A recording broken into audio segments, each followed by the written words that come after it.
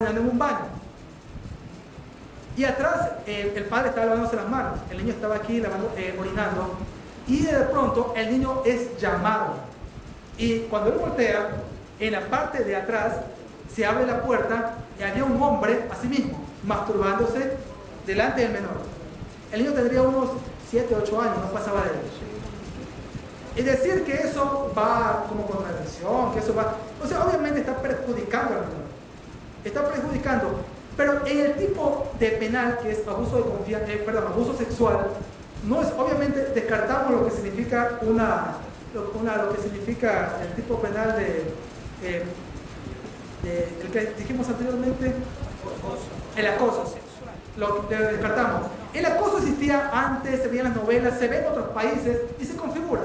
Pero cuando existía la instigación de una persona hacia otra, pero aquí ya entremos una nueva figura de acoso. El abuso, en cambio, existe como tal, en tanto que la persona que en contra, ya tenemos la persona que en contra de la voluntad de otra, o sea, el abusador. No está Alex, aprovechemos, él va a ser el abusador. Alex abusa del menor en este caso, porque cuando Alex, en contra de la voluntad del menor, ejecuta sobre el niño un acto de naturaleza sexual. En ningún momento se habla de que él va a tocarlo, de que él tiene que poner sus manos o cualquier parte de su cuerpo sobre cualquier parte del cuerpo del menor o de cualquier víctima. Sencillamente ejecuta un acto de naturaleza sexual. Masturbarse es un acto de naturaleza sexual que se ejecuta contra ella. Es como que si yo vaya con un arma, en el delito de intimidación, yo vaya con un arma y lo apunto a otra. No tengo que tocarlo con el arma para que se configure el delito como tal. Basta con que él simplemente sufra las consecuencias o el impacto emocional de mi amedrentamiento como para que sea una intimidación. Pero obviamente la intimidación tiene que haber antecedentes. Es la parte clave de la intimidación. Si hay un antecedente que lo haga verosímil, dice el COI. No puede ser que yo estoy jugando pelota y lo insulto y matarlo a él y a la familia y ahí acabó y yo voy corriendo a denunciarlo. Eso no es un delito. Cualquier persona se puede apasionar. El fútbol es un deporte apasionante que genera mucha controversia en la intervención o en la competencia de los equipos. Tiene que haber antecedentes, tiene que ver ya quizá que me ha amenazado antes, tiene que ver que él va con un carro, tiene que ver que ella sacó un arma o tiene amigos peligrosos, ya me ha amenazado ya la tercera vez. Tiene que haber antecedentes que lo hagan verosímil. Por eso que el delito de intimidación tiene muchísimo que ver con los antecedentes. Pero volviendo al tema, si yo voy así mismo y a una persona lo ametrallo y no le cae ningún disparo, se puede convertir en una tentativa de asesinato. No hay necesidad de que exista el impacto o el contacto corporal en cierto tipo de delitos para que exista delito. En el caso del abuso sexual, cuando la persona ejecuta un acto contra ella, ya está configurándose el abuso sexual desde el momento de que el sujeto activo vulnera al sujeto pasivo con el hecho del acto sexual, al momento de ejecutar, de hacer el acto de la masturbación. Ese hombre, primero el padre de este menor lo llevó con golpes y lo expuso primero ante el guardia del municipio que estaba en el malecón, y luego ellos lo llevaron con el policía que recibió más golpes en el camino por parte del padre que no dejaba de cogerlo hasta que llegó el momento pues, ¿no? que le hicieron una audiencia de flagrancia por el delito de abuso sexual. ¿Sí? Y aún así se mantiene el criterio de que tiene que haber contacto físico contra la ley. En ninguna parte dice que tiene que tocarlo o que los cuerpos tienen que rozarse y cosas por el estilo. Simplemente te pone la condición que no debe haber el acceso carnal. ¿Sí? Eso tiene que haber, no tiene que haber el acceso carnal en ningún tipo de edificio. Nada más que eso. Ahora,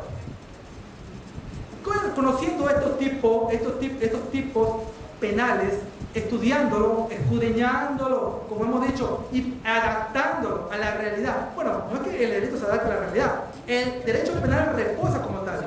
Quien se adapta es la conducta del tipo. Y la conducta, cuando escuchamos la conducta y todas las circunstancias que se revisten en el momento de la comisión, nosotros lo adaptamos al tipo penal y sabemos que estamos frente a un ilícito. Obviamente aún no es delito. ¿Por qué? Porque solamente descubre conducta delictiva, describe, pero para que sea delito tiene que pasar por otro proceso de análisis que lo va a llevar a cabo la antijuridicidad y la culpabilidad como tal. La antijuridicidad que existe en la que es lo que existe en nuestro código, como le he dicho, no tengo allá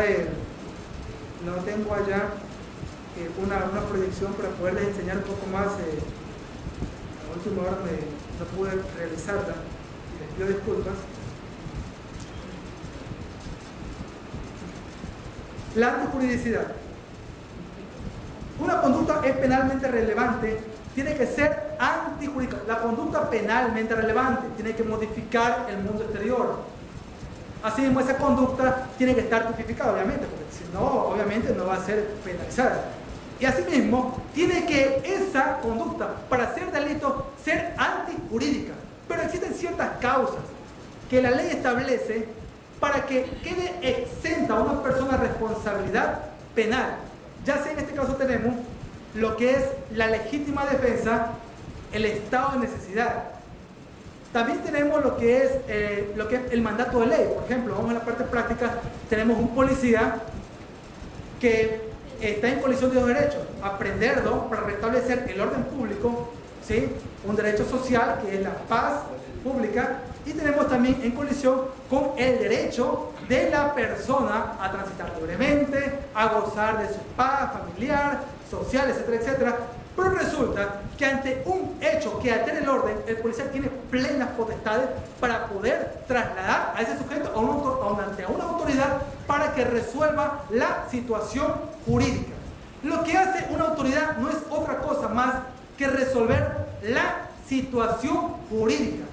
El fiscal resuelve la situación jurídica cuando lo aprende por el 444 numeral 9 en delito flagrante, y el juez resuelve la situación jurídica con las medidas que se impongan o simplemente declarando, ratificando simplemente su estado de inocencia. Cuando existe la antijuridicidad, en estos casos, ya hablamos por mandato de ley que cometen los servidores, y también cuando hablamos en este caso de la legítima defensa y lo que es el estado de necesidad. Permítame leer en un momento lo que es el estado de necesidad. Dice que es cuando la persona, al proteger un derecho propio o ajeno, causa lesión o daño a otra. Hay requisitos. O sea, yo trato de defender un derecho propio o ajeno y hago otro daño. O sea, se me justifica el delito siempre y cuando yo también, pues no, me escude bajo estos enunciados. Que el derecho esté real y actual peligro. Y dos, que el resultado del acto de protección no sea mayor que la lesión o daño que se quiso evitar. Y tres, que no haya otro medio practicable y menos perjudicial para defender el derecho. ¿Dónde encontramos un estado de necesidad? Porque también recordemos que existe el estado, también existe lo que es la legítima defensa, y que tienen ciertas diferencias sustanciales que hacen de que un delito no tenga en lo absoluto que ver nada con el otro. Ya vamos a verlo eso. Entonces, un ejemplo del estado de necesidad tenemos, por ejemplo, un médico que tiene que velar si tiene, por ejemplo, personas, tiene que saber la vida a uno a otro, a la madre o al hijo, y entonces comienzan a hacer ese escrutinio mental en base, pues, ¿no? También con los parientes, etcétera, etcétera. O cuando una persona va manejando y los frenos se le vacían, creo que es conocido, y él decide, pues, ¿no? O mato a una persona o mato a 10. Entonces, ahí viene también la parte moral del derecho penal. Aún siendo injustas las dos situaciones, igual el derecho le da la laxitud para la persona poder obrar, como dice aquí, que el acto de protección no sea mayor que la lesión del daño que se quiso evitar. Si me voy a estrellar contra 10 personas, volteo el carro y sé que hay una persona allá, me justifica. es un riesgo real, es un riesgo que está en real y actual peligro. Los 10 bienes jurídicos, vida, se encuentran en peligro y yo prefiero pues lesionar a otra, entonces obviamente me justifica y no hay delito. Y vemos que si pasamos por la conducta humana, pasamos por lo que es la tipicidad, y en esta parte de la antijuridicidad nos encontramos con esta excusa que nos ofrece la ley para exonerarnos del castigo penal. Sencillamente no hay delito, y ahí nos quedamos. En cambio, la legítima defensa dice que es la persona actúa en defensa de cualquier derecho propio o ajeno. Casi coincidimos con el estado de necesidad. Casi coincidimos. Y concurren ciertos requisitos para que se configure este beneficio o esta exclusión o esta exoneración que le concede a la persona la ley. La agresión sea actual e ilegítima. Hay una necesidad racional de la defensa y que el sujeto no sea provocador, que él no provoque la agresión que se está suscitando contra él. Entonces, vamos a ver este punto. Existe un estado de necesidad por una parte y la legítima defensa por otra. Y se utiliza muchísimo en lo que es, en las investigaciones de fiscalía. Porque muchas personas obran.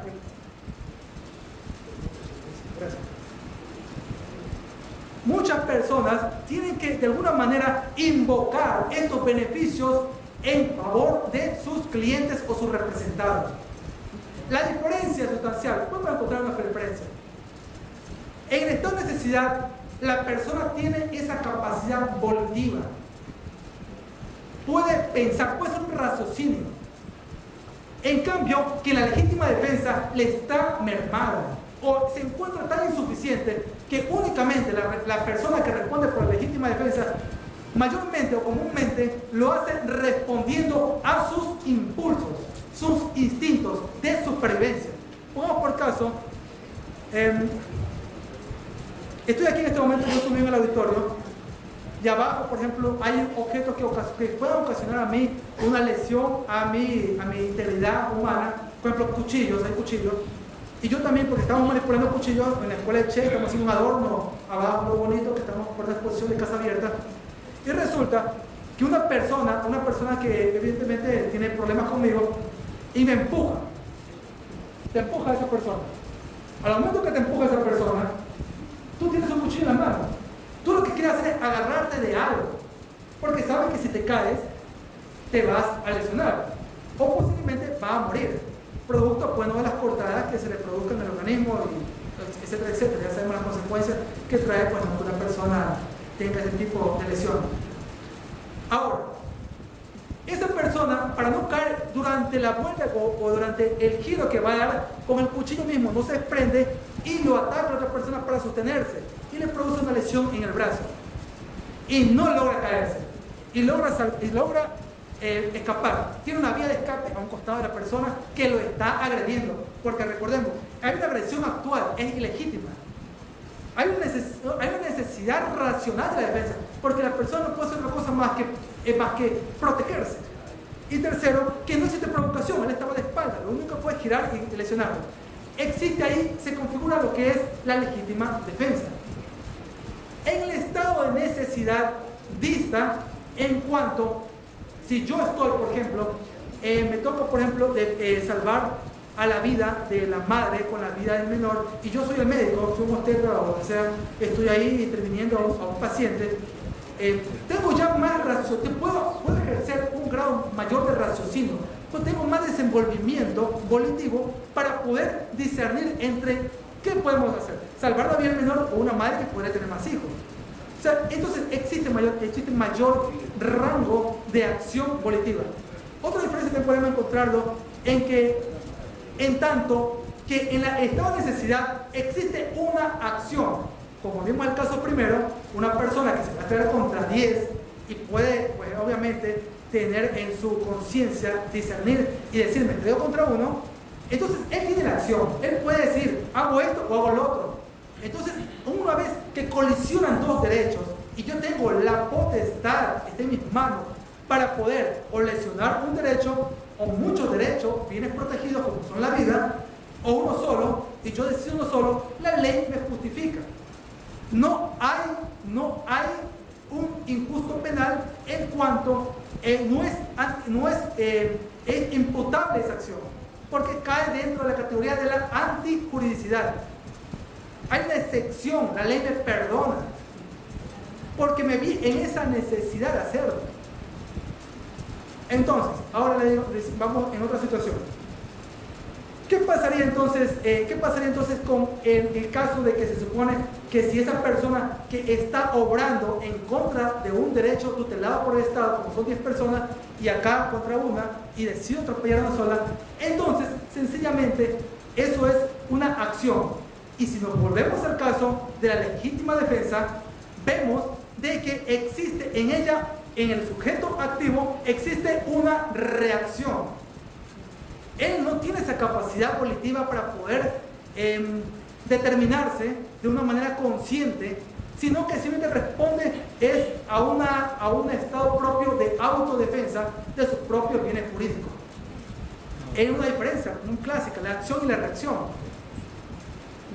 Superado esto, conocemos de que efectivamente la persona sí cometió una conducta que está tipificada, que obviamente responde como que no está subsanada por la ley penal, y que a la persona responder llega otro rango dentro de la categoría de la teoría del delito que conocemos como la culpabilidad.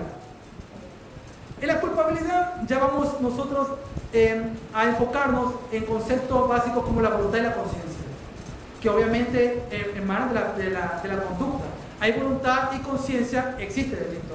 Y todo lo que superamos atrás se configura y entonces es una conducta punible.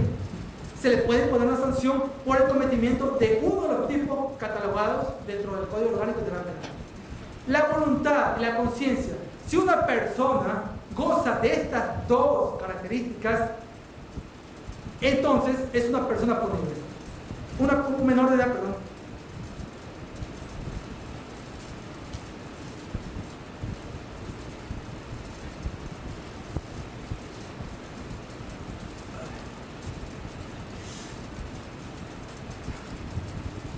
¿Vamos bien o nos saltamos algo? Bueno. En tanto que cuando tenemos nosotros un menor de edad, obviamente no es imputable. El Código Penal establece pues penas y medidas de seguridad. Los menores, obviamente, medidas de seguridad también son responsables los padres, también de alguna manera tenemos también que cuando hay mascotas, también las personas responden, los dueños de esta mascota, etcétera, etcétera. Pero sí, el sujeto activo debe tener esa voluntad y conciencia necesaria para poder nosotros imputar tal conducta. Si nosotros vemos, no existe la voluntad como está, es esa capacidad que tiene el ser humano para obrar conforme a sus convicciones, a su moral, a su visión, a su determinación. Y la conciencia es el pensamiento que tiene que estar orientado moralmente y apegado también al conocimiento de la ley. Obviamente la ley establece indiscriminadamente que todos conocemos la ley penal, a menos que se demuestre lo contrario.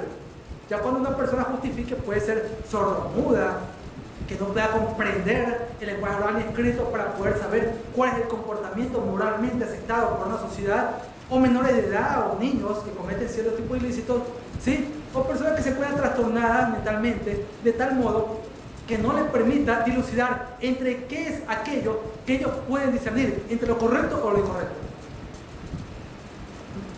Habiendo superado todo esto y habiendo nosotros descubierto cómo logramos un delito, porque esto es el ABC del derecho penal. Superamos esto, podemos ir con toda confianza a una audiencia sabiendo a lo que nos enfrentamos. Vamos nosotros directa con seguridad a pelear el derecho que le corresponde a nuestro cliente, como es la libertad. En otros casos, vamos a seguir avanzando obviamente con justificaciones o con elementos probatorios que nos permitan a nosotros determinar si que vamos con qué arma nos enfrentamos para poder conseguir una condena satisfactoria, una absolución, por ejemplo. Entonces, en el delito, entrando ya en materia, en el delito de cohecho, permítanme nuevamente buscar mi código.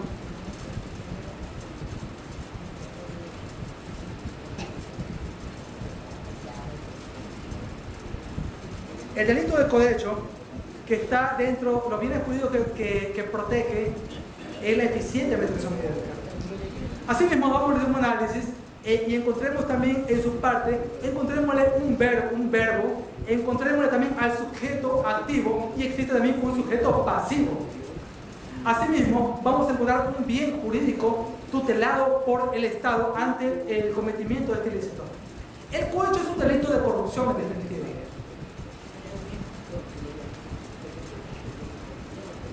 Muy arraigado en nuestra sociedad, a veces por la ineficiente administración de justicia o por la desatención que el Estado le ofrece a los ciudadanos en la seguridad, en la seguridad jurídica para que ellos intervengan de una manera en igualdad de condiciones.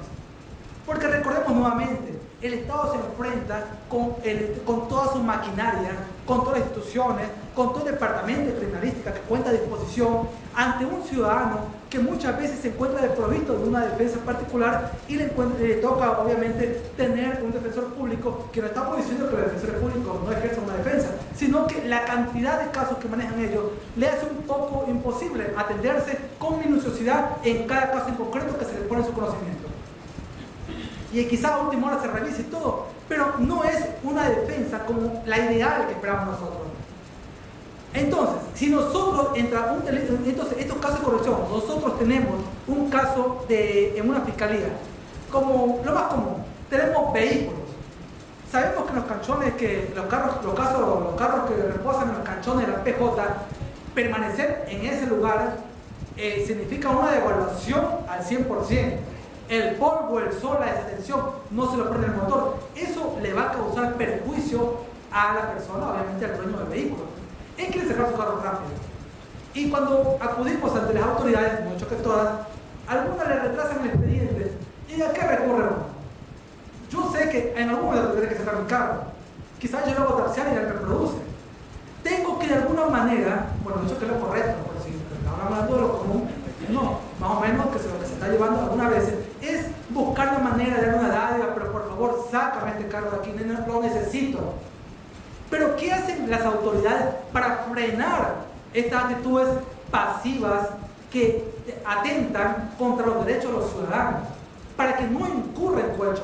Porque en sí el cohecho es cuando el servidor público y las personas que actúen en virtud de una potestad estatal en alguna de las instituciones del Estado, en una institución de la República, que reciban o acepten por sí o por dispuestas personas beneficio económico. Esas personas no reciben beneficio económico. Ahora tenemos el caso. El servidor público. No existen ya funcionarios. Aún estamos todavía, muchos manejamos todavía con la idea del funcionario, de aquel que aún tiene esas capacidades especiales para sentarse y cumplir una función en concreto, y sin ese funcionario la actividad se va a paralizar, y etcétera, etcétera. Esa situación quedó superada en la Constitución de Montecristi. En el artículo, creo que es, yo lo vine leyendo hoy día para memorizarlo, 299 creo que era.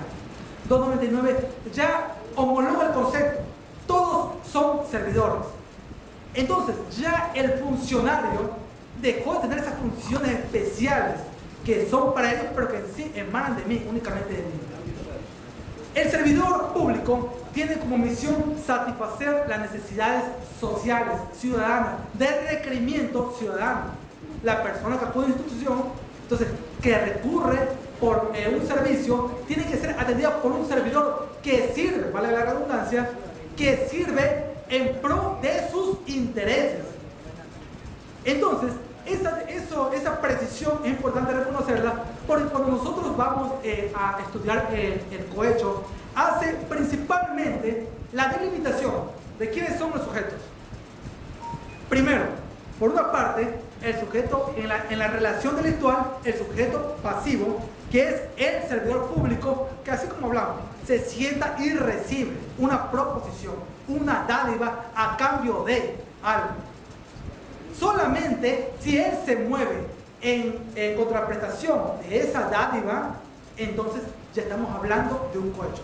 Bueno, podemos decir, pues estamos ya eso es algo muy somero y superficial. Existe también asimismo un verbo. que nos va a determinar encontrar la norma. La norma que ya hablamos que es una inferencia o resulta de un proceso de abstracción, de negación del verbo. En este caso no encontramos en realidad un verbo como tal, existe un verbo, pero el delito se configura, el verbo no es como tal, sino es una frase en sí. Dice aquí, las personas que actúan en virtud de una potestad estatal, servidores, etcétera, etcétera, enumeradas Constitución de la República, 99, reciban o acepten. Esas personas reciben o acepten por sí por interpuesta personal. ¿Cuál podemos buscar? El verbo ¿dónde está? Recibir o aceptar. ¿Qué cosa? Dádivas, ¿sí? O prestaciones, o cualquier beneficio patrimonial, o de cualquier servicio, porque aquí hace otra referencia, porque anteriormente era exclusivamente económico. Si no era económico, no era cohecho. Tenía que tener un carácter económico. En cambio, que ahora es más abarcante, que lo pone, dice aquí, beneficio económico indebido o de otra clase, y generaliza, lo que crea una imprecisión en el tipo penal, que obviamente las imprecisiones muchas veces, y quien puede en contra somos las personas que incurrimos en cierto tipo de actos que son investigados por cierto tipo de actos. Pero bueno, sin embargo lo tenemos aquí, o de otra clase, que puede ser cualquier tipo de dádiva. Ahora, si tenemos ya que es que la persona reciba o acepte, la persona enumerándolo o haciéndole una discriminación, porque no son todas las personas, es solo de cierto tipo de personas. Estamos hablando de los servidores con un particular. Bien dirán algunos, quizás el particular no es un servidor público. Él no caería en esta situación, porque recordemos que el delito contra la administración pública está dirigido para los servidores. Son ellos los que incurren.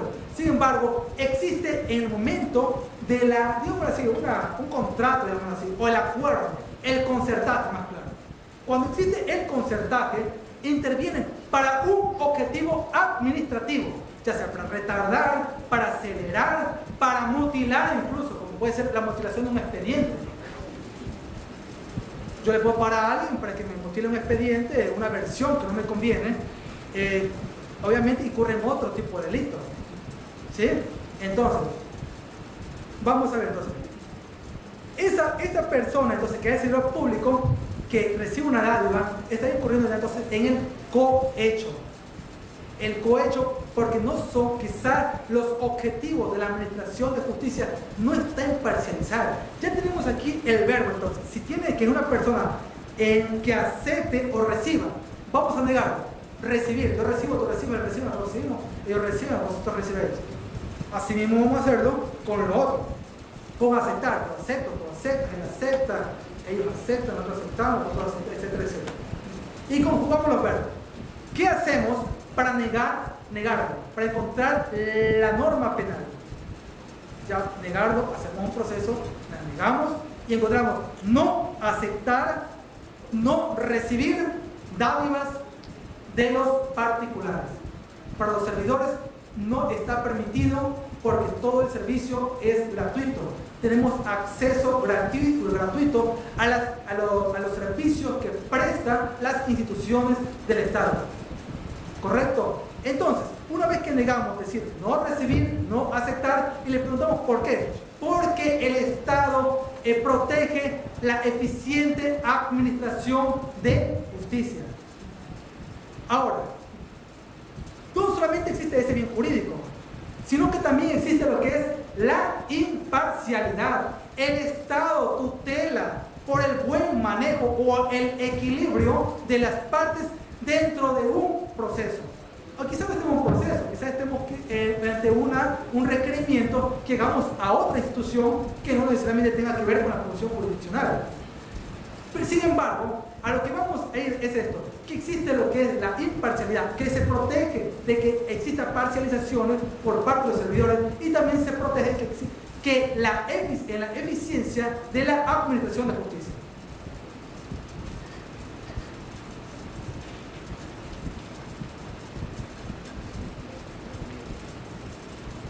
Este es el sujeto en el hecho delictual pasivo.